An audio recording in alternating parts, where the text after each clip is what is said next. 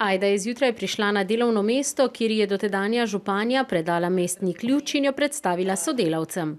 Zdaj vam pa jaz predstavljam novo županjo. Evo, danes za en dan bo ona prevzela vajeti v roke, kar pomeni, da boste zdaj mogli njo poslušati, nič več mene. Mlada županja se je na ta pomemben dan dobro pripravila, tudi izbira obleke ni bila naključna. Se sem rekla Atiju že zvečer naj, da imajo poslovne ženske ponavadi krila oblečena.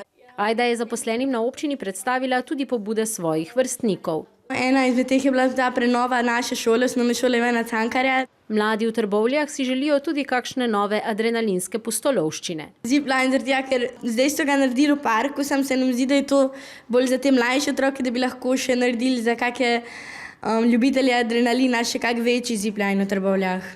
Po napornem dnevu je vodenje občine prepustila pravi županji, ki je pokazala tudi načrte za obnovo šol in cest. V konferenčni sobi tam dol je bilo veliko lažje, kot mi je pa gospa Jasna Gabri zdaj pokazala te načrte, to pa se mi ne zdi več tako lahko. Zato Ajda ni prepričana, če bi počela to tudi, ko bo odrasla. Čeprav je fajn poklic, ampak bom bila raje vzgojiteljica.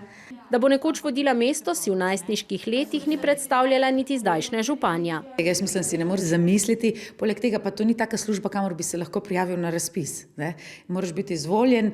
Ajdi so na občini obljubili, da bodo pregledali predloge njenih vrstnikov in jih, če bo le mogoče, tudi upoštevali.